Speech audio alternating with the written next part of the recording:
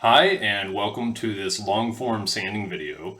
In this video, we're going to go through the whole entire process of having a cross-section or tree cookie, sanding it with a belt sander, then using a random orbital sander, then polishing it up real nice, getting it really good and clean.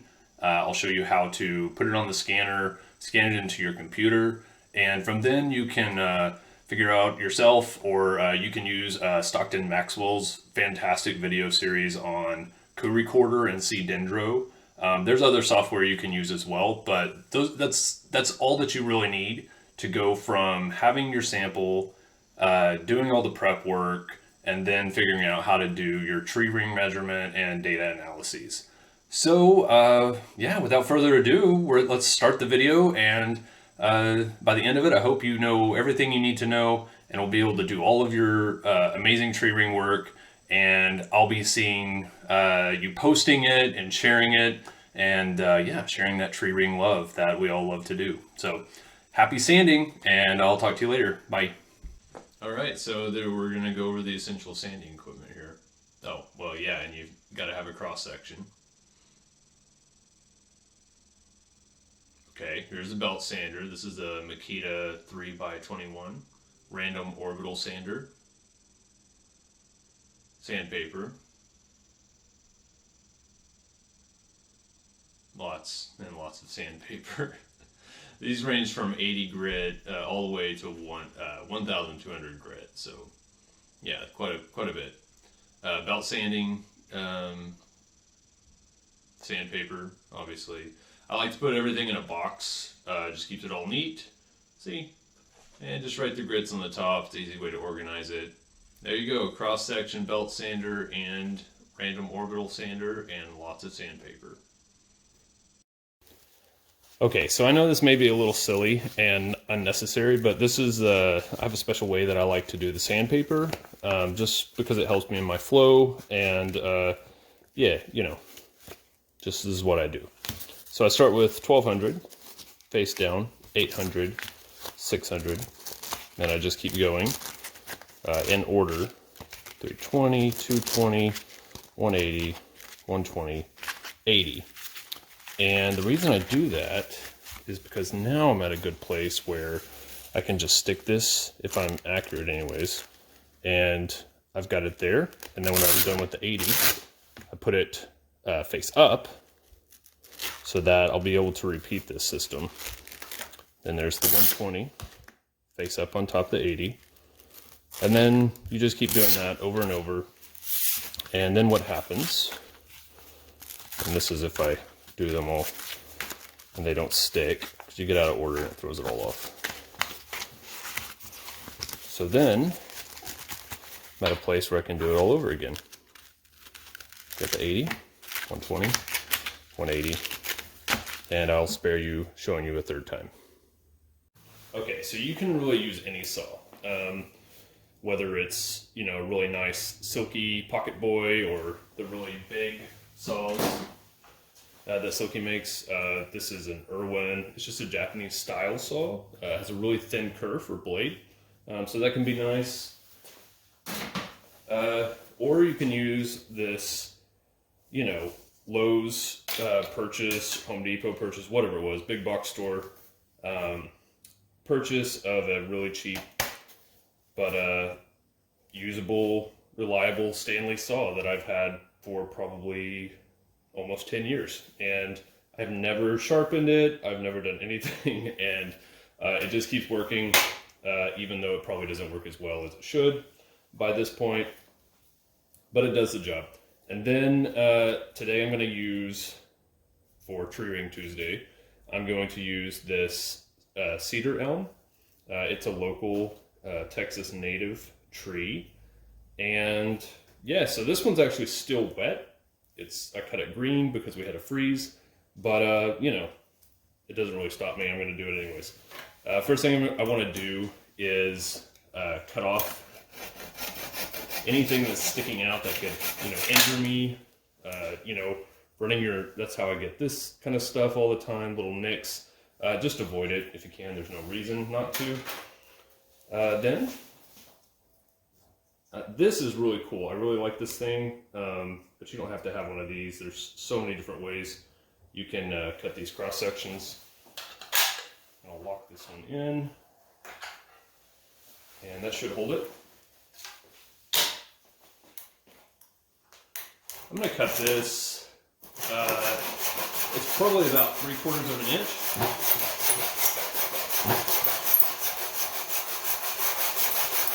Should probably have a glove on this hand.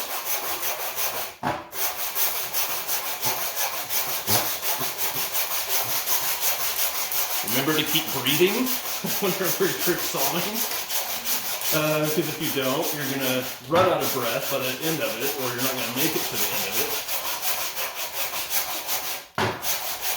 And I think this is illustrating the point that I really should get a fresh new saw for this. I don't know, it's sentimental though. By this time, you'll take your jacket off and wipe the sweat from your brow and all that, and it's done. Look how beautiful that is. Yeah, really nice. And then this one's gonna look probably the same. Minimal saw marks. It's, you know, some heat, friction, you know, causes blackening. Again, that is why you want to use a sharp saw. Excuse me while I'm out of breath. If you do that, if you do have a really sharp saw, it's going to cut cleaner, it's going to get less hot, and that is ideal. So again, I guess I illustrated what not to do on accident.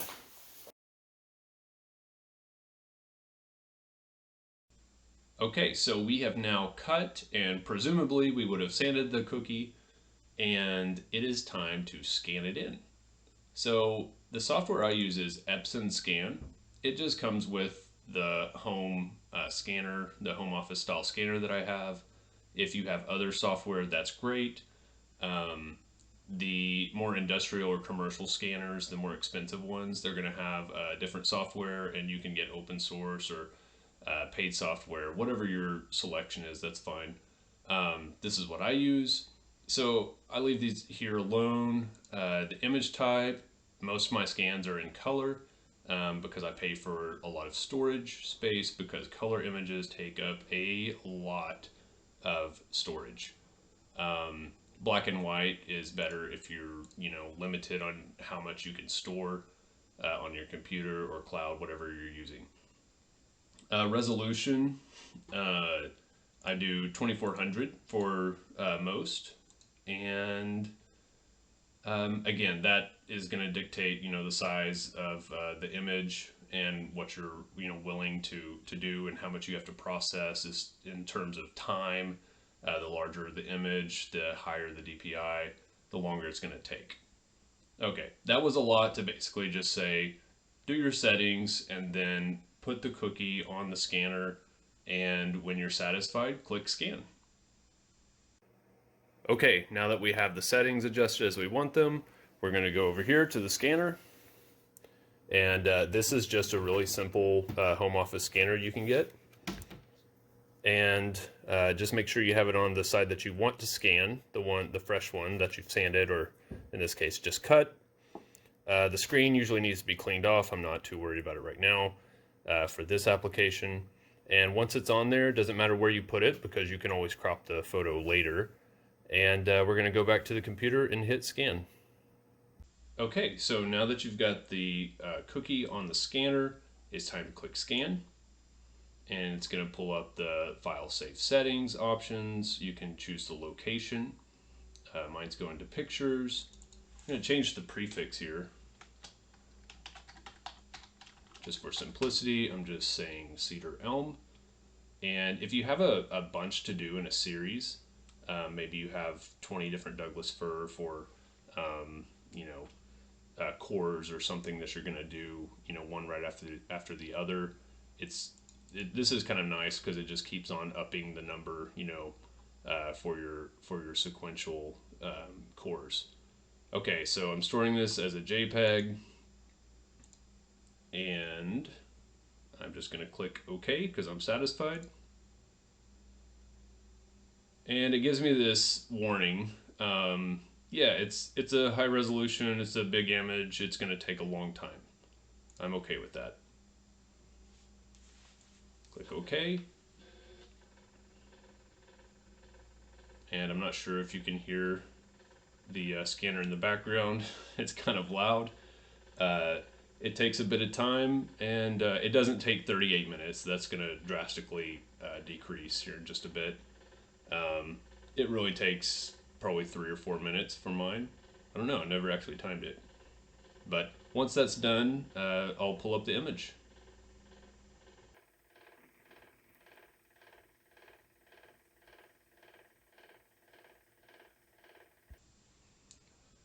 Okay, so this is the image that we scanned in, and I've already cropped it, got it to the size that I want. Now, before I open it, I want to say something about image processing and software. You can spend a lot of money. You can have Photoshop, you can have other sophisticated high-end software that costs a lot of money.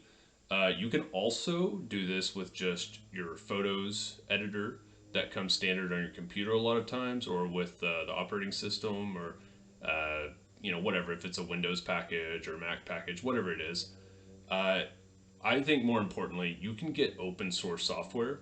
Like I have a couple over here that are good for photo editing, and I just always want to highlight that image processing, video processing, measurement of tree rings, all this stuff can be done relatively cheaply.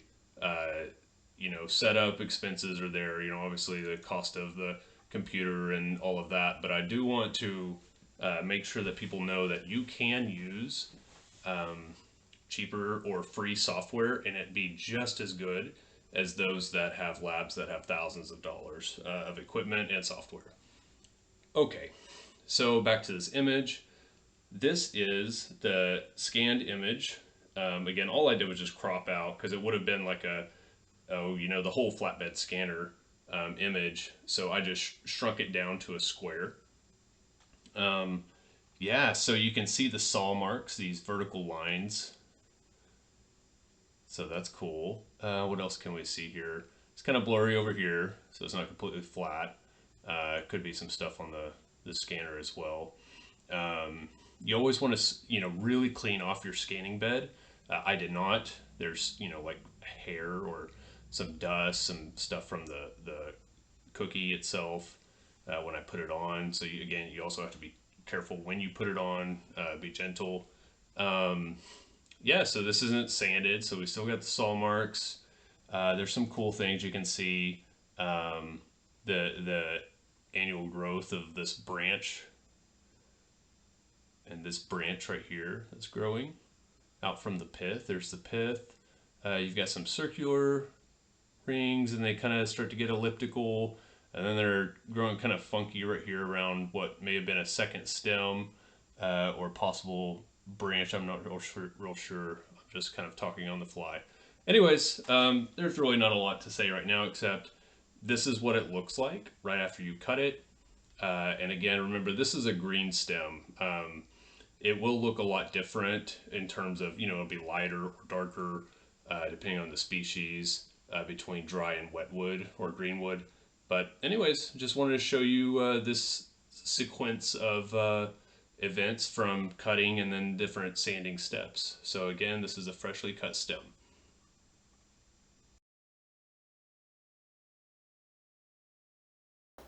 All right, so here's my setup. I've got this type of vise here, and I have just a standard belt sander. This is 3" by 21 inches. It's a Makita. I like the Makita brand. Again, I don't want anybody to get caught up on brands and all that stuff because some cheap ones work just as well as expensive ones, and I don't want to get into all that and be exclusive. Because it just doesn't work that way. What really matters to me is I like having a flat top, and that's why I like Makita brand. Is because of this flat top. I can set it down and clamp it. You can have this on like a table, and you can put a clamp here. Do I have one handy? I do, kind of.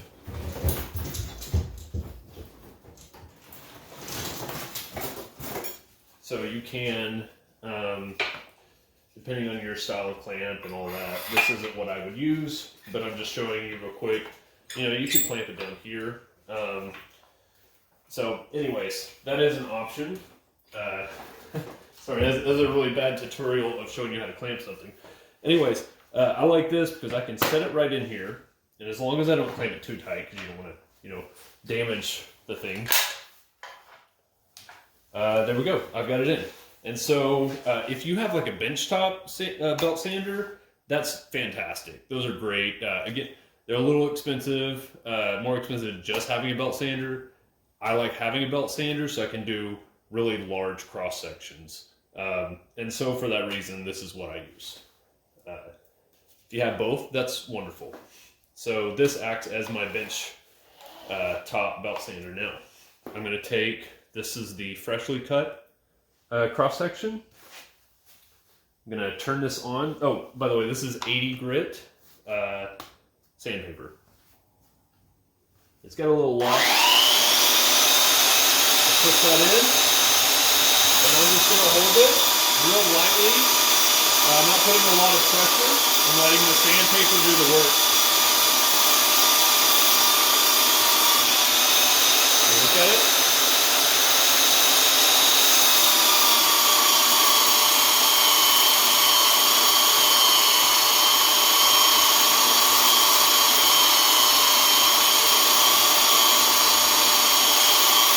It's good to rotate it while you sand.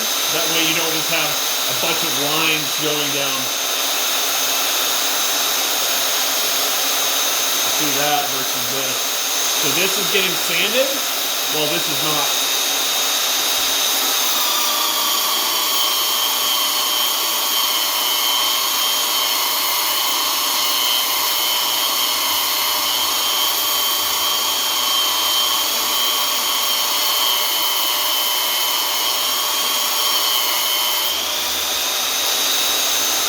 Starting to look a little different.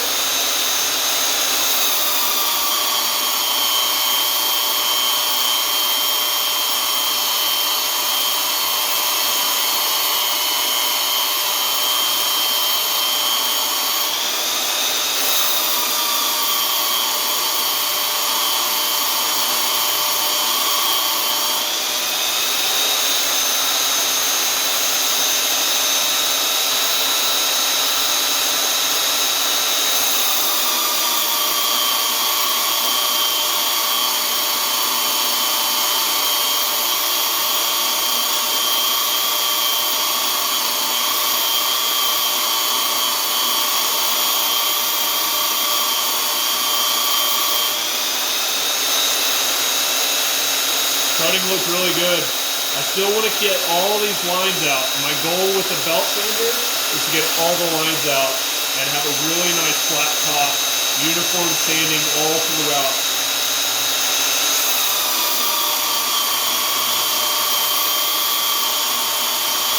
It just dawned on me that I'm not wearing gloves while making this video. That's a bad idea. You should wear gloves. I'll wear them from now on out.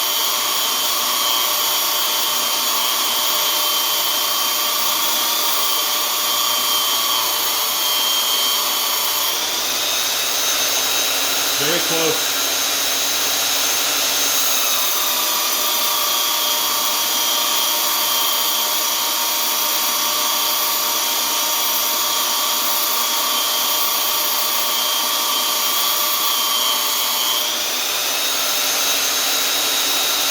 I'll tell you about this thing in a second when I turn it off.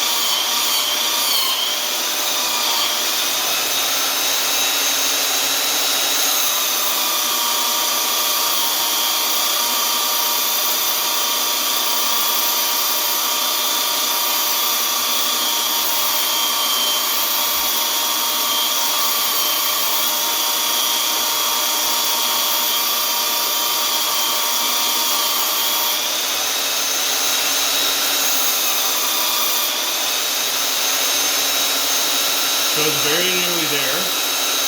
Still got some vertical streaks here. You can see those lines. Look how nice those branches are coming out though.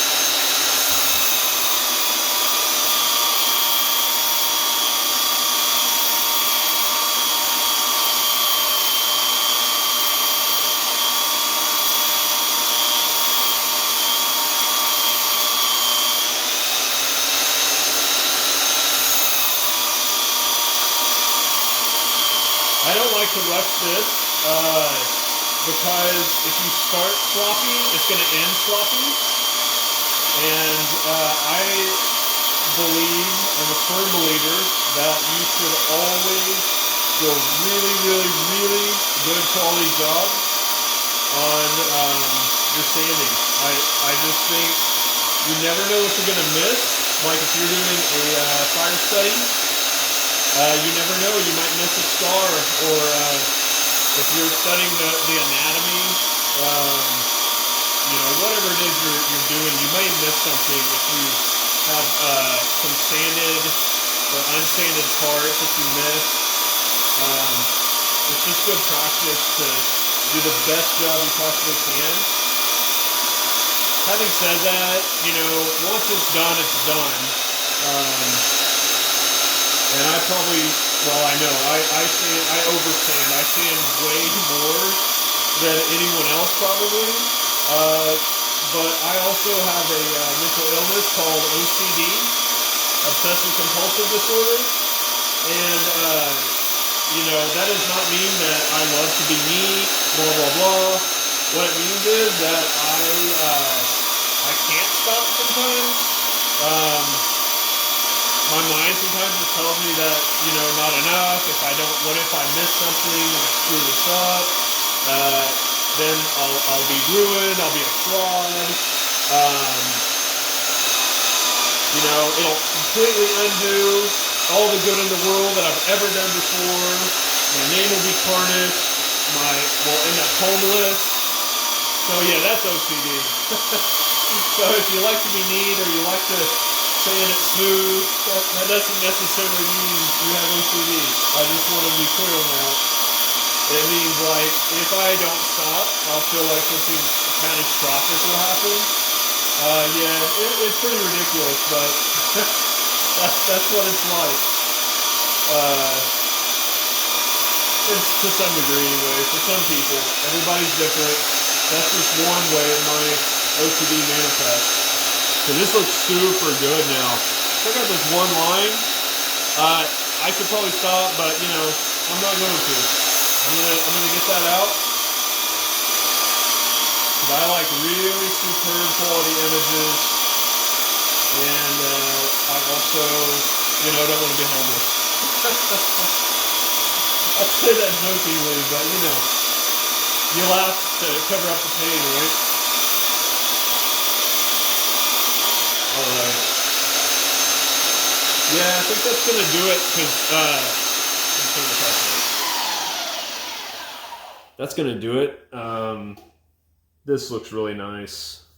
God, you know, you just never know what wood's going to look like. Even you know, within the same species, you just, each piece is very different. The growth patterns are very different. Yeah, that's really cool. What a special tree. So something that I meant to talk about earlier, but I forgot whenever we were belt sanding, is this gum eraser, belt eraser, scrubber. I'm sure it has way more names than I can think of. But bottom line is you can get these through like Dendro or forestry specific sites or stores. I wouldn't. What I was, at least from the places that I've seen, the reason is that you can get these from like big box home improvement stores, and they're way cheaper. You get like these, you know, massive block, and it only costs you like a couple bucks, $2 to $5, whatever, for a big one. And this, I don't even know how long this has lasted. The more resinous woods you do, if you do a lot of pines, in fact, I'll show you the difference real quick. This was a Scotch pine, that I got the same day that I got this one. So cedar here and Scotch pine here. You can see all this kind of, well, I don't even know if you can tell, but it's real gummy. It's got lots of resin coming out of the resin canals. All these little bitty darker dots are resin canals from the pine. This will gum up your sanding disc, your belt sanding, sandpaper, period. It will gum it up really bad, and you have to have these to remove it. And you just put really light pressure on the belt as it's spinning, and it just erases it. It pulls it off. It sticks onto this instead. So yeah, get these. You have to have these. You need them for any woods typically, but anything that's got a lot of oils or resins definitely need these. And you may go through these a lot faster than I do if that's the case. Again, I don't do much with gymnosperms as much as I do with angiosperms. So there you go. That's that bit. Okay, it's time to put the belt sander away, and now it's time to go for the random orbital sander. Depending on the species, you may want to dial down the speed so that you reduce the heat, and therefore you reduce the black marking, like I did with the saw when I was using a dull saw. I typically run it somewhere around a 4. Variable speed are really nice for that reason. You can get them, I think it's like maybe $10, $15, $20 cheaper to not have the variable speed. It is worth it to have the variable speed. This is one thing where I'll say, you know, I'd rather go down in quality of the sander and have variable speed than to have a nicer sander without. Having said that, this DeWalt, Bosch is a tool that I've used a lot. I mean, I use these things for a long time, and I put them, I also do woodworking. I don't have to change out these things. These things last years, in my experience anyways. So, okay, having said all of that, let's get to work. So, I belt sanded with the 80. Typically I do 80, right after belt sanding. I do 80 grit random orbital sander. This green wood, I say that, I don't know why, for whatever reason, this is so clean. And also, I think my 80 grit was really old, that belt I used. So it's probably equivalent to a 120 new. It's going to be more aggressive when they're new. So that's something I always think about. Fresh new sanding disc and belts are way more aggressive, obviously, than when you wear them down. I know that's common sense, but a lot of times you don't think about it, you just throw it on and you get to work. So anyways, let's get going. Find my glasses, they're on my head. And, and I need gloves. And I'll just throw on these TIG welding gloves. Kind of expensive, but whatever. I wasn't prepared. So here we go. This is what I do on these small ones. If they're smaller than the random orbital sander, then I just do them by hand usually. It's just easier that way. And sometimes it'll look worse after doing that. It's because you're really scuffing it up in a really varied pattern, and so it won't look as smooth. But it's essential. You've got to make sure you follow the grit sequence and just stair step it up from 80, 120, 180, 220, and so forth. You've got gloves. Be careful because you can wear a hole in these. That was from welding, not this, but you wear a hole in your gloves, which is better than wearing a hole in your skin, obviously. But once you wear a hole in your gloves, you'll think you're protected, and then once your skin touches, because you're not paying attention, yeah, you won't be protected. So, same thing here. Occasionally rotate the cookie. pipe on there. I try to move it around a little bit. What you don't want to do is hang off to the side and just stay in here, because then you'll end up with an uneven spot, and it will really show up, especially when you scan it. Not a big deal if you're using like a Velnex or Lintab or something, but mechanical stage. But no matter what, having a really smooth cross section it makes everything after faster and easier. And I'll explain that more later too. This is looking really good.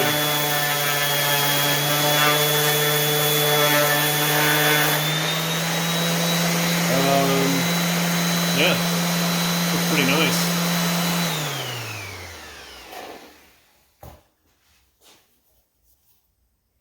Just get a little inspection. Yeah, that looks super good. This is going to be really nice. Okay, so that's 120. So that's just our second stage. I'm not going to scan this one. I'm going to go ahead and do 180, and I'm going to do 220. Just it'll get more contrast, and I don't think there's really a reason to scan at every stage. You know, it's incremental, and you know, you'll get that idea even if we'll wait a little bit longer anyways. So I'm going to go right on into doing this one.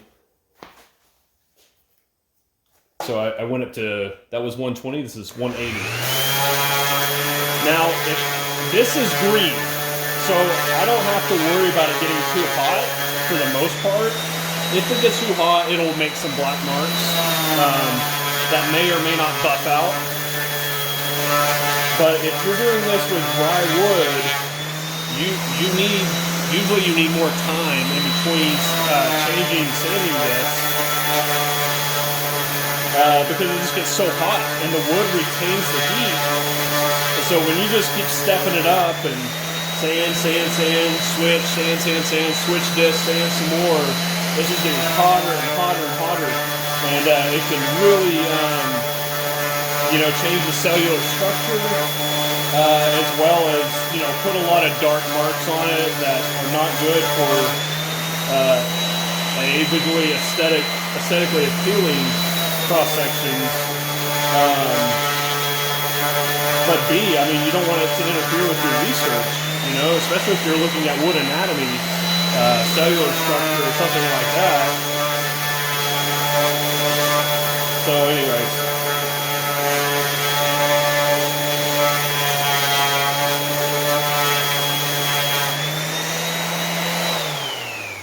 So that's probably good. I know a lot of people are probably going to point out that I sand way too much. And, you know, you're right. I do. We already talked about that. But, yeah, you know, like, it's like it's hard for me to let it go. So, and as you sand, those of you that are experienced with this, you probably already know, you know, based on whatever species you're working with, if you're familiar with it, you know, you kind of get into rhythm, muscle memory, just, you know how long to do it and what it looks like and what would happen if you sanded longer, not enough, you know, whatever. But you know, if you're new at this, if you're just starting out, or, you know, not too experienced, or changing species that you've, you know, not worked with a lot, or different, you know, for whatever reason, you know, you'll get a feel for this. You'll get a feel for all of this. And it's just about spending time in the wood shop, the lab, or outside, whatever. You know, most of the time I sand outside, just because I can. But for these purposes, obviously, I'm inside for the video. All right, so that was 180. So now that means I'm on 220.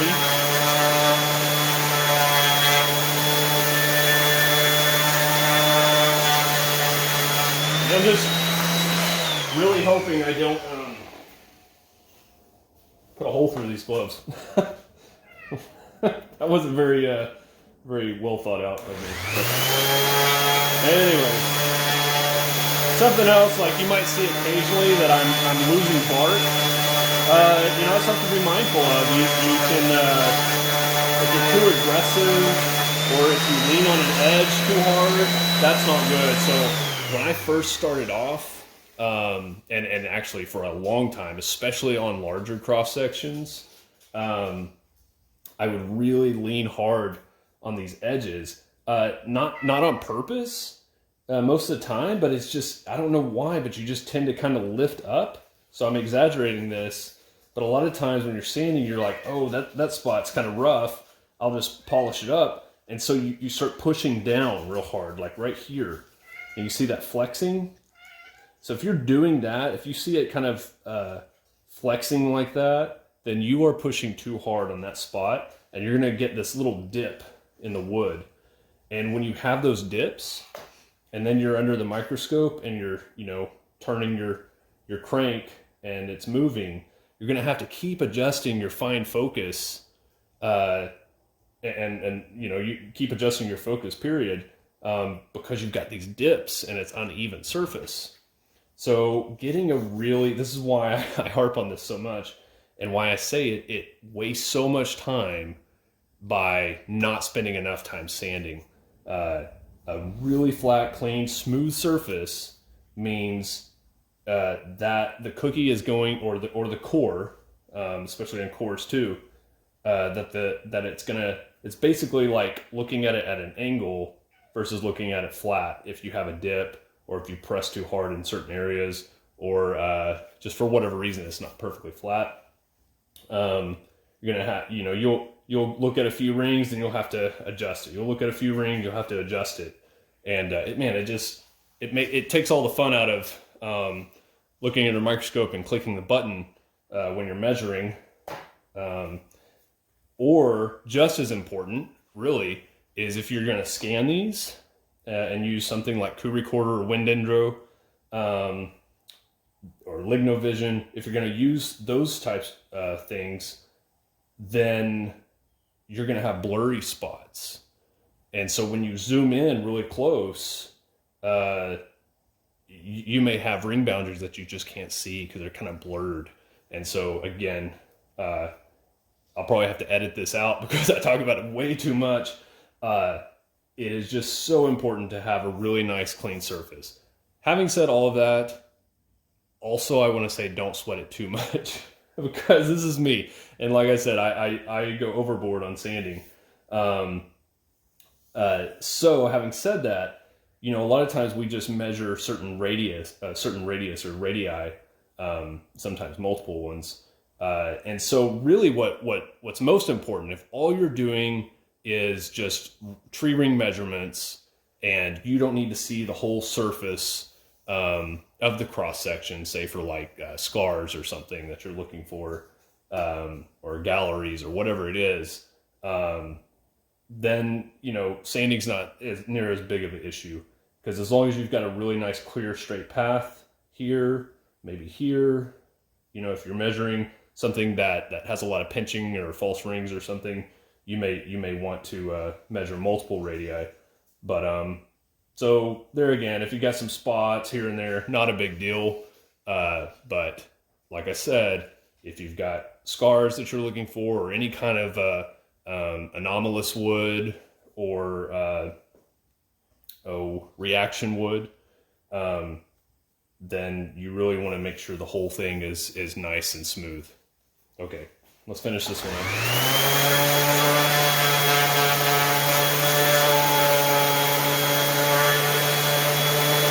So this is 220, just finishing up.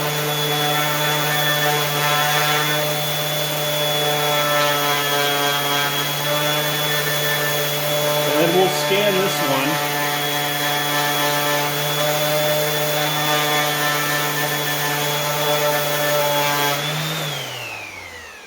Beautiful.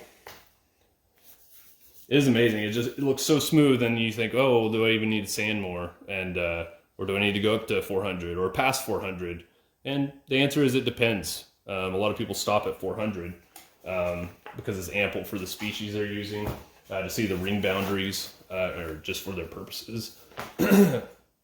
often. I think conifers are done that way a lot more than hardwoods. But yeah, so that's pretty.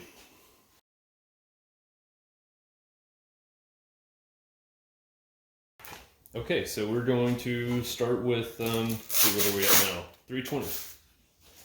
Now you'll notice that I've got it set up in here in the jaw vise. Typically you want a thicker cross section if you're going to put it in any kind of vise. And also you got to be careful. See, I've got these nice high density rubber protectors on both sides of the jaws. If you don't, you can mar the edges really badly. And also there's a very, very real risk of squeezing this way too tight. You do not want to do that. Obviously, we're measuring tree rings. The last thing you want to do is manipulate the natural growth in any way, shape, or form. Squeezing these tight will definitely do that. That's yet another reason why I like to use my hand. Or another way too is you design jigs. Basically clamping devices. You can screw down pieces of wood onto another, like a more stable piece of wood, like plywood or something underneath. Basically a way to get this to just not be able to wiggle around as you put the sander on it, because when you turn this on, it's spinning around and around, and so it's going to want to fling the cookie out. So having it secured one way or another is good. Some people even, you can screw, have a large piece of wood and put screws on the underside of this if you want. You just have to be careful that you're not, know the depth that you're dealing with. Again, that's better to have thicker cross sections if you're going to do that. Those are just some ideas. I'm going to go ahead and start sanding this. Again, really light pressure.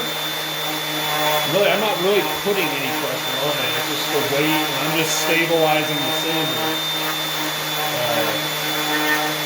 You don't want to sit on one area too long, like we already discussed.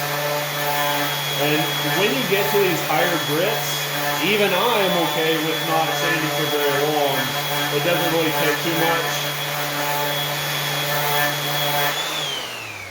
Remember, the thing about the grits is they are literally cutting into, making really tiny cuts and marring the surface. And so all you're doing with each successive higher grit is you're removing the previous grit's cuts. And these grits get, let's exaggerate a little bit and pretend they've got, big teeth on them.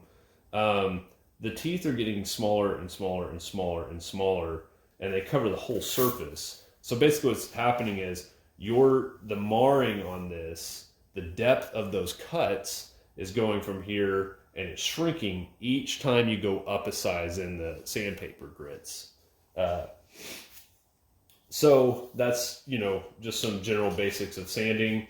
And so the idea is that you can't jump from 80 to 220 and expect to be able to get all that out. You're just not going to.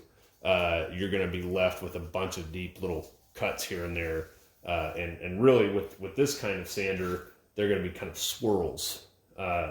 You don't want that, obviously. So that's why we start at 80 and we progressively work our way up the size of grit and a higher grit. Remember, 80 is like real rough, whereas 800, 1200, 2000, those are really, really fine grits. In fact, if you get up in like 2000 and higher, those are automotive. Those are for like metal finishing.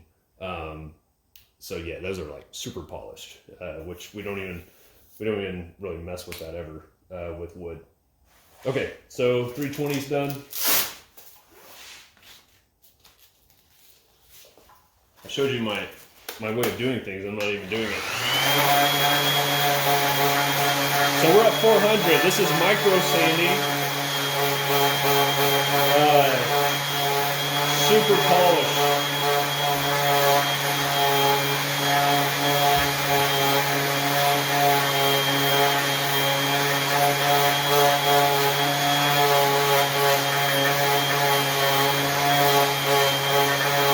Again, probably anything past this point is like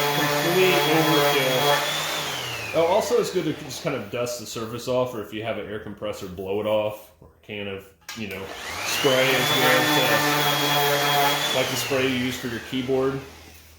Compressed air, that's what it is.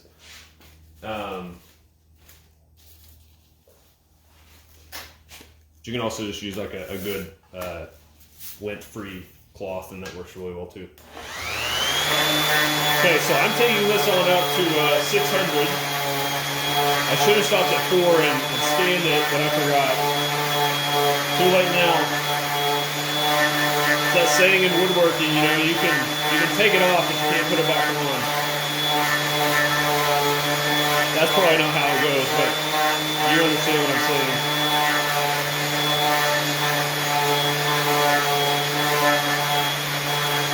Okay. Again, when you, oh gosh, that is so smooth. This is what we mean by polished. So once you get to the, you know, in the higher grits, the micro finishing stuff, you don't have to sand it for very long. I mean, by that point, the cuts are so shallow that it doesn't take much sanding. Yeah, I mean, everything looks like it should. Or like it should be expected to look.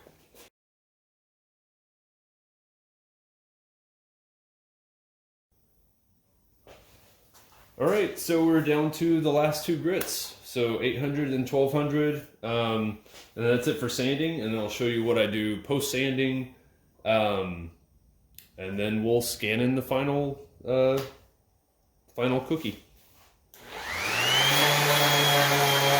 800 again. Remember, I'm not pressing very hard.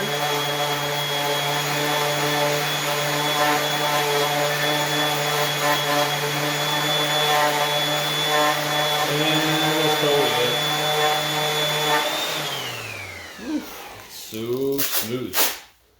And lastly, 1200.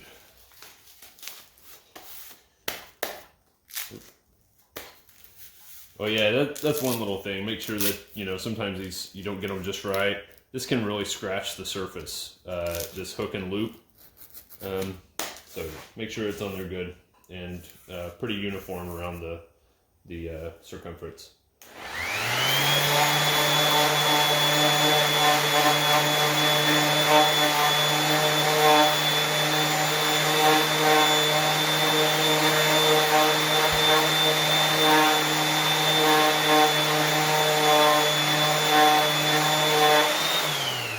Oh man, nothing better. God, that's so nice. Okay, let's unlock this. Little hand polish here. Okay. Wow. Pretty nice, huh? Yeah, it is. You know, one thing that's interesting, and we'll really see this on the scans, is how much lighter these little branch lines are. And yeah, why do you think that is? Because we sanded it. Pretty cool, huh? I didn't even think about it. And I do this all the time.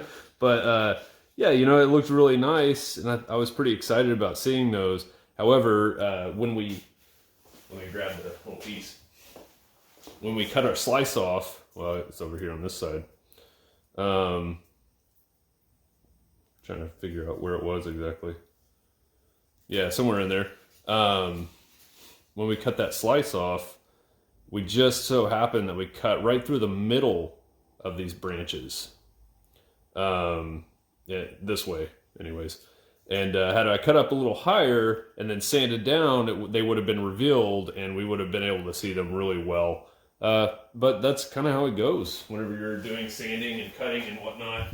If you can't see it externally, you know, sometimes you can see little branches sticking out, or, you know, dead branches that didn't, you know, that died a long time ago or whatever.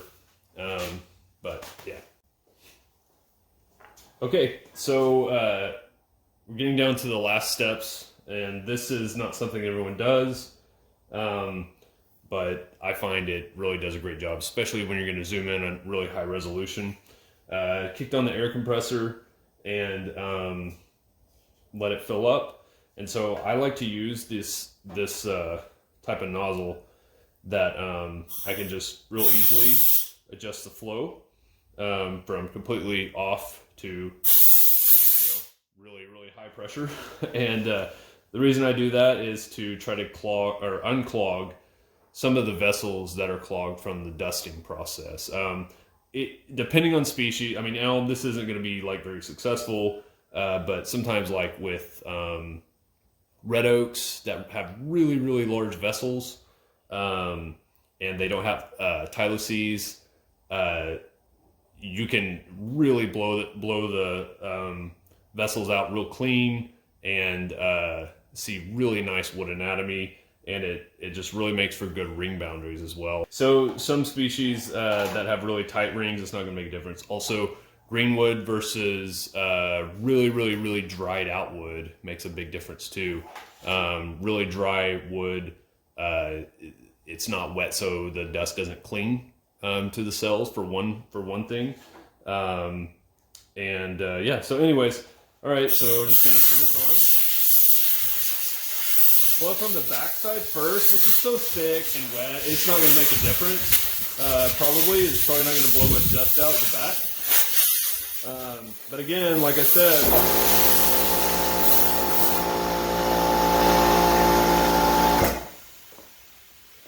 some species, the air will go right through and blow the dust right out the other side. Okay, so I'm going to blow off the surface, blow off the bark. Lots of dust gets in the crevices of the bark. So you definitely want to do that. It's already starting to split a little bit, starting to check on the side. Okay, I think I got it about as clean as I'm going to get with this. Doesn't mean I'm going to stop, but it means it's done. Okay. All right, so we've got all the sanding done. Also, I've blown it off with the air compressor, so it's, relatively dust-free. But, however, there still are some dust particles. There still is going to be some stuff hanging on inside the cells or just right along the cells that, you may not see. But once you get under the microscope or once you scan it in a really high resolution, it's going to make a big difference. So, first, I want to give a shout out to Brita Lorentzen, Dr. Brita Lorentzen out of Cornell. She does amazing dendro work and dendroarchaeological work. But anyways, specifically today, I just want to point out something that I saw her post on Twitter one time. Was she used a Dremel tool, and this one's super dirty now. But anyway, she used a Dremel tool on a core. And it was amazing seeing the before after of how clean it was. And, I just always thought, oh, you sand it to 1200, it's done. Well, it's smooth and the ring boundaries are pretty easy to see, but man, it looks so much better whenever you polish it or you buff it. So basically, you buy one of these Dremel, and it doesn't matter what one, it doesn't have to be Dremel. I know like Black & Decker, or, some of the more generic brands as well make these, and they're more affordable. But in any case, it doesn't have to be high duty. Just get a buffing wheel on it. This works really well for a core. It's really almost the right width. And so you just run it back and forth when it's on, like this. Okay, now, this is not what I typically use on a cross section, unless they're really small ones. Typically, I use a drill, and I'll put this attachment right here. It's just a backer pad, and you put it into a drill, and, well, I didn't tighten it down very well. I promise I've used this before. I do not have actually, I had to buy a new one of these because I've misplaced it. So, yeah, that wasn't good. But in any case, basically it's hook and loop, and you can get a buffer pad for this. for large cross section, it works really well. I'm not doing this on this cookie. Buffs it out really well, and by buffing, I just mean it collects dust. It'll start off really white, and it'll be kind of like a light brown color by the time you get all the dust off. It's pretty amazing. Doesn't take long to do. However, since I've yet to buy the pad for that, the new one that I misplaced, I'll just use this Dremel. Really light. The issue with this, if you use this one on a cross section, there's a little metal tip that can dig in, so you've got to be careful that you don't go to an extreme angle. But also, it does kind of leave a little bit of streaking on it, just because you're using a thinner buffing wheel, and it's not going to be even. It's kind of like what you talked about, like you put too much pressure with an orbital sander, and you're going to dig in. This doesn't really dig in, but it does leave some tracks of really smooth versus maybe not as smooth, or I don't even know. I don't even know what I'm talking about at this point. But in any case, this just turns out really, really clean looking.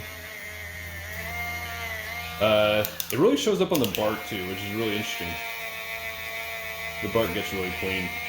Okay, I need to be done. So that's it. From there, I'm gonna go straight to the scanner, scan it in, and hope I don't drop it or get dirt on it.